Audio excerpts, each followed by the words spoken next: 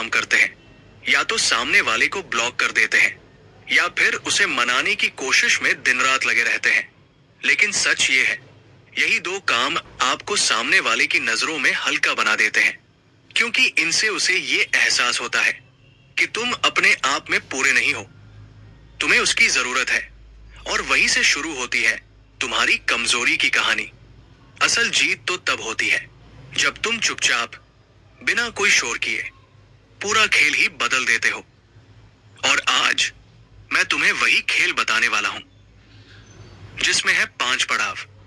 ना ब्लॉक करना है, ना मनाना है, बस इन 5 स्टेप्स को सही से समझना है और अपनाना है।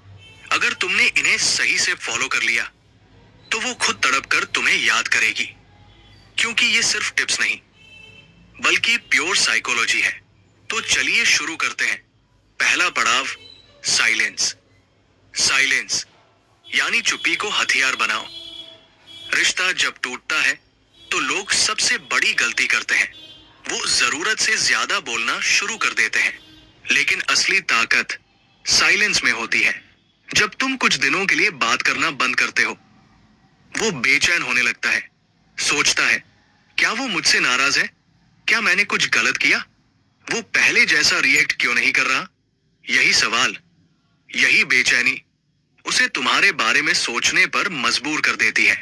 इंसान की फितरत है, उसे हर चीज का जवाब चाहिए, और जब जवाब नहीं मिलता वो अपने मन में खुद कहानियां बनाता है। और वहीं से शुरू होती है उसकी क्यूरियोसिटी, जो धीरे धीरे बन जाती है अट्रैक्शन। लेकिन याद रखना, साइलेंस का मतलब ये नहीं कि हमेशा के लिए चुप रहो। जहां जरूरत हो वहां बोलो, बाकी जगह बस सेलेक्टिव रहो। और यही चीज तुम्हें एक सेल्फ रिस्पेक्ट वाला इंसान बनाती है, क्योंकि जब तुम बिना डेस्परेशन के चुप रहना सीख जाते हो तो सामने वाला तुम्हारे अंदर एक गहराई महसूस करता है। शुरुआत में मुश्किल लगेगा, मन कहेगा एक बार बात कर लो, लेकिन यहीं पर तुम्हारी असली परीक्षा होती है। अगर तुम टिक गए तो यही साइलेंस तुम्हारी सबसे बड़ी ताकत बन जाएगा। दूसरा पड़ाव, पब्लिक अपग्रेड। रिश्ता टूटे तो खुद को बेहतर बनाना शुरू करो, पर यह बदलाव सिर्फ अंदर तक मत रखो। उसे दिखना चाहिए, पर सटल तरीके से। अब यह दिखावा नहीं है, यह है ग्रोथ का सिग्नल। शारीरिक रूप से फिट रहो, मानसिक रूप से शांत रहो, भावनात्मक रूप से स्थिर बनो, और आर्थिक रूप से मजबूत। जब ये चारों लेवल पर बदलाव आते हैं तो वो नोटिस करती है कि ये अब पहले जैसा नहीं रहा। वो जेलस भी होती है और क्यूरियस भी। यहीं से उसका ध्यान फिर से तुम्हारी ओर मुड़ने लगता है। तीसरा पड़ाव, म्यूचुअल कनेक्शन से असर डालो। ये बहुत स्ट्रैटेजिक स्टेप है।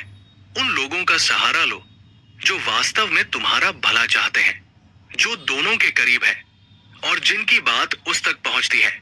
उनसे दिखावा मत करवाओ, बस सच बताओ कि तुम बदल गए हो, अब ज्यादा पॉजिटिव और बैलेंस्ड हो गए हो। ये जब किसी अपने के मुंह से सुनेगी तो उसका असर गहरा होगा। लेकिन याद रखना, गलत इंसान चुना तो खेल बिगड़ सकता है। चौथा पड़ाव, उल्टा करो। जो पहले करते थे अब उसका उल्टा करो।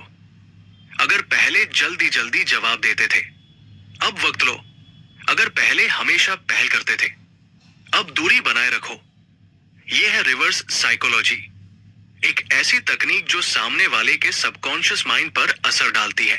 जब वो देखेगी कि तुम अब प्रेडिक्टेबल नहीं रहे तो वो कंफ्यूज हो जाएगी, और वही कंफ्यूजन उसे तुम्हारे बारे में और सोचने पर मजबूर करेगी। पांचवा और सबसे इंपॉर्टेंट पड़ाव, रहस्य में रहो। हर बात बताना, हर चीज शेयर करना, ये कमजोरी है, कनेक्शन नहीं। रहस्य में रहो, अपने बारे में सब कुछ मत खोलो। जब तक तुम उसके लिए एक मिस्ट्री बने रहोगे वो हमेशा तुम्हारे बारे में सोचती रहेगी। लोग पजल को सुलझाना पसंद करते हैं, पर जब पजल खत्म हो जाता है तो इंटरेस्ट भी खत्म हो जाता है। इसलिए पजल बने रहो, मिस्ट्री बने रहो, और आखिर में सबसे बड़ा हथियार है धैर्य। परिणाम तुरंत नहीं आएगा, पर अगर तुम टिके रहे तो वो खुद तुम्हें सोचने पर मजबूर होगी। याद रखना, तुम्हें बदलना है रिएक्शन से एक्शन की तरफ, क्योंकि असली स्टोइक मर्द वही है जो हालात को नहीं, अपने आप को कंट्रोल करता है। अगर ये वीडियो तुम्हारे दिल को छू गया तो लाइक करो, कमेंट में अपनी कहानी लिखो और दी स्टोइक गाइड हिंदी को सब्सक्राइब करना मत भूलना, क्योंकि यहां हम सिर्फ बातें नहीं करते, यहां हम सोच बदलते हैं।